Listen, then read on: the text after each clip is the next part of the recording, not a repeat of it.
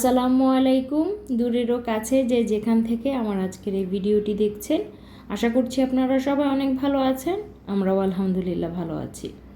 মাশাল্লাহ, এখন আমার ভাতিজা বড় হয়ে গিয়েছে। সে এখন বাসা থেকে টুকটাক করে ফুপির জন্য জিনিস নিয়ে আসে। তো আজকে নিয়ে এসেছে শাক।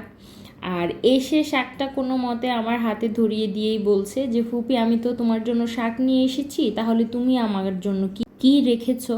আর এই কথাটা বলার কারণ হচ্ছে, গতকালকে রাতে একটা আইসক্রিম এনেছিলাম কফি ফ্লেভারের। তো ওই আইসক্রিমটা আমি প্রথমবারের মতো খেয়েছি, আমার কাছে ভীষণ ভালো লেগেছে। তো সাথে আমার হাজব্যান্ড, ভাগ্নি, ভাতিজি, ভাতিজা ওরাও ছিল। তো সবাই কিন্তু খেয়ে ভীষণ মজা পেয়েছে। তো তখন আমরা হাফ খেয়েছিলাম আর বলেছিলাম ভাতিজাকে যে পরের দিন সকালবেলা আবার খেয়েও, একসাথে এত আইসক্রিম খেতে হয় না। তো সেটার কথা সে মনে রেখেছে এবং বারবার বলছিল যে, ফুপি, আমি আইসক্রিমটা খেতে চাই। তো আমি আবার ভাতিজিকে ডাকলাম, বললাম যে তুমি একা কেন খাবে, আপুকেও ডাকো, আপু আর তুমি একসাথে খাও। তো সে তো খুব খুশি হয়ে গিয়েছে যে ফুপি অল্পতে রাজি হয়ে গিয়েছে। মূলত আমার আর আমার ভাতিজার ঠান্ডার প্রবণতাটা প্রচণ্ড রকমের। তো ঠান্ডা কিছু খেলে হয় কি, আমাদের প্রচণ্ড সমস্যা হয়। আমার তো ভয়ঙ্কর রকমের ঠান্ডার সমস্যা, শ্বাসকষ্ট, অ্যাজমার সমস্যা এগুলো রয়েছে। তো আমার ভাতিজা আবার প্রচুর পরিমাণে ফ্রিজের জিনিস, সেটা ঠান্ডা জিনিস যেটাই হোক খায়। তো তো সারা বছরই টুকটাক একটু ঠান্ডা লাগে ওরও, যার কারণে আমি একটু কম দিতে চাই। কিন্তু আমি কম দিতে চাইলে কি হবে, ও এমনভাবে বলবে যে, ফুপি, কি যে মজা, আমার মনটা ভরে গিয়েছে, তুমি আমার ভালো ফুপি। তো এমন করে যদি কেউ বলে তাহলে বলেন, না দিয়ে কি পারা যায়? আর যখন বলে যে, তোমার জন্য তো আমি কাজ করে কষ্ট করে নিয়ে এসেছি শাকটা, তুমি কেন আমাকে দিতে চাও না ফুপি? তো তখন না আর বলার মতো কিছু থাকে না। তো খাচ্ছে আর বিভিন্নভাবে বোঝানোর চেষ্টা করছে যে খুব মজা হয়েছে। তো খাওয়া দাওয়ার পালা যখন শেষ হলো, তখন তার বোনকে নিয়ে এসে বলছে যে, ফুপি, তাহলে এখন যাই, আবার পরে আসবো। তো আমি বললাম যে ঠিক আছে, যাও তাহলে।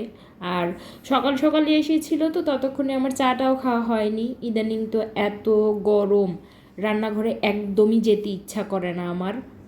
আমি প্রচণ্ড রকমের চা খেতে পছন্দ করি, কিন্তু এত ভীষণ গরমে না রান্নাঘরে যেয়ে আমার চাটাও বানাতে ইচ্ছা করে না। মানে গরমটা এত ভয়ঙ্কর রকমের পড়েছে, কম বেশি সবারই তো কষ্ট হচ্ছে। আমি শুধু চিন্তা করি যে যারা রাস্তায় খেটে খাওয়া মানুষ রয়েছে, যেমন রিক্সা চালায় কিংবা রাস্তায় কোনো কাজ করে, তাদের যে কি ভয়ঙ্কর অবস্থা। আল্লাহ পাক সবাইকেই আসলে আরাম দিক, সবার কষ্টটাই লাঘব হোক, এ দোয়াই করি। দোয়া করা ছাড়া তো আসলে আমার জায়গা থেকে করবার মতো কিছুই নেই। তো চাটা হয়ে গিয়েছে, এখন চা নিয়ে বসবো। তো তখনই খেয়াল হলো যে আগের দিন যে মরিচগুলো আনা হয়েছিল সেগুলো তো বেছে রাখা হয়নি। তো চা খাই আর পাশাপাশি মরিচগুলো বেছে রাখি। ভিডিওর এই মুহূর্তে যারা আপনারা আমার ভিডিও দেখছেন, যারা আমার ভিডিও ভালোবেসে ভিডিওতে লাইক দেন কিংবা সাবস্ক্রাইব করেছেন আমার চ্যানেলটিকে ভালোবেসে, তাদেরকে অসংখ্য ধন্যবাদ জানাচ্ছি। আর যারা নতুন আমার চ্যানেলে আমার ভিডিওটি দেখছেন, তাদেরকে রিকোয়েস্ট করব, প্লিজ আমার চ্যানেলটিকে সাবস্ক্রাইব করবেন। আমার ভিডিওটি ভালো লাগলে লাইক করবেন, কমেন্ট করে জানাবেন কে কোথা থেকে আমার ভিডিও দেখছেন। আমি না প্রচণ্ড রকমের গরম চা খেতে পারি না। আমি আমার বড় ভাইকে দেখেছি, সে অনেক গরম চা কীভাবে যেন খেয়ে ফেলে। আমার তো প্রথম যে চায়ের চুমুক, সেটা দিতে এত বছরেও অভ্যস্ত চা খাওয়ার ব্যাপারটাতে আমার একটু কেমন যেন লাগে। প্রথমবার চুমুক দিলেই মনে হয় যে হঠাৎ করে আমার জিভ পুড়ে গেল, এমন একটা ব্যাপার। তো আমার ভাই যে এত গরম চা কীভাবে খায় আমি সত্যিই জানি না। আবার একদম ঠান্ডা করে যে চা খাবো সেটাও না, মিডিয়াম একটা রেঞ্জটা যখন থাকে তখন আমি না চা খেয়ে ভীষণ আরাম পাই আর কি। চা খাওয়া শেষ আর টুকিটাকি কাজগুলো করেছি, যেমন ঘর ঝাড় দেওয়ার কাজ, ঘরটর গোছানোর কাজ, মোছামুছির কাজগুলো করে এখন রান্না বান্না করব এই সিদ্ধান্ত নিয়েছি। রান্না করতে যতটা না কষ্ট হয়, তার থেকেও বেশি কষ্ট হয় প্রথম ধাপেই হচ্ছে কি রান্না করব এই ডিসিশনটা নিতে। ফ্রিজ খুলে এদিক ওদিক করে আমি বুঝতে পারি না যে আসলে কি রান্না করব। তো হুট করে মনে পড়লো যে ঠিক আছে, আজকের রান্নাটা একটু অন্যরকম হবে। অন্যরকম বলতে 2 ধরনের রান্না হবে।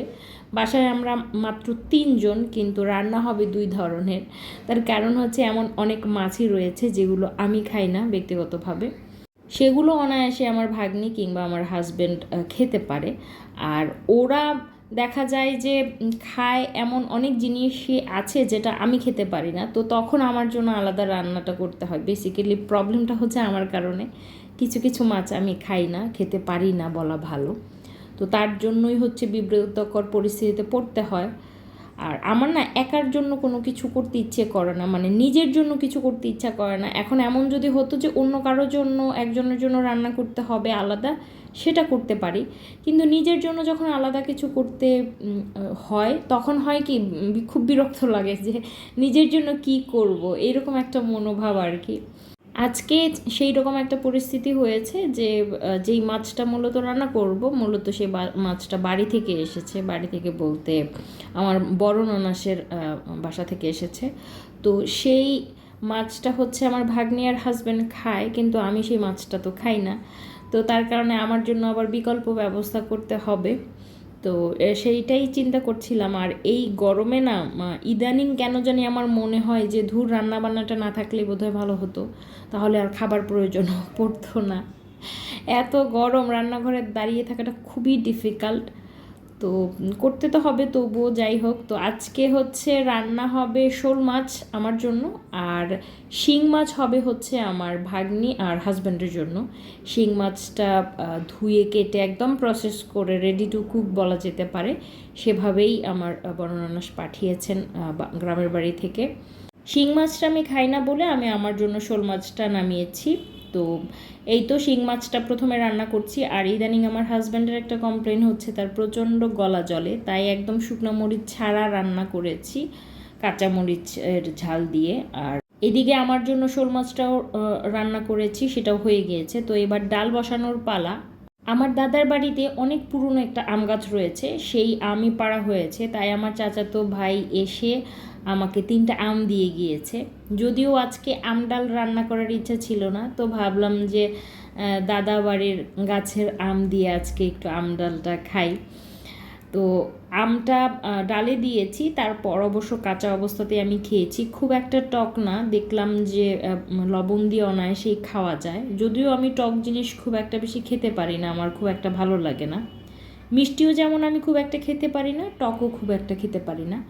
ঝালটা টুকটাক খেতে পারি, তবে মিষ্টি আর টকটা খেলে না আমার কেমন যেন লাগে, আমার খুব একটা বেশি স্বাচ্ছন্দ্য বোধ করি না আর কি। তো যাই হোক, ডালও এদিকে রান্না হয়ে গেছে, দুপুরে রান্নাবান্না শেষ, আমরা খাওয়া দাওয়াটা সেরে নিব।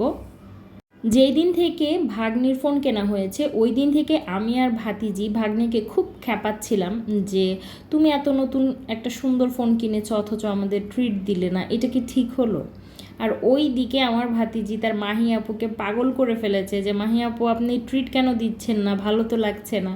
তো অবশেষে বেচারি আর কি করবে, বলল যে ঠিক আছে ঠিক আছে, তোমাদের ট্রিট দিব, দাঁড়াও। তো বিকেলের দিকে আমরা চলে গেলাম 3 জন রেডি হয়ে। ভাগ্নির টুকিটাকি কেনাকাটা ছিল, সেগুলো সেরেছি। আর প্রচণ্ড গরমে পাগল হয়ে যাচ্ছিলাম, এমন একটা অবস্থা। তো ওইদিকে আমার হাজব্যান্ডকে ফোন দিয়েছিলাম, তিনি আসতে পারবেন না, তিনি ব্যস্ত, তার একটা মিটিং পড়ে গিয়েছে। আর এই তো আমাদের অর্ডারটা চলে এসেছে। ভাতিজি নিয়েছে চকলেটি শেক, আমি নিয়েছি স্ট্রবেরি শেক, আর আমার ভাগ্নে নিয়েছে ওভালটিন শেক। তো 3 জন একদম ঠান্ডা ঠান্ডা খাচ্ছিলাম, কী যে ভালো লাগছিল তা বলার বাইরে। তো আজকের এই ভিডিওটি এই পর্যন্তই। সবাই অনেক ভালো থাকবেন। আজকের মতো আসছি, আল্লাহ হাফেজ।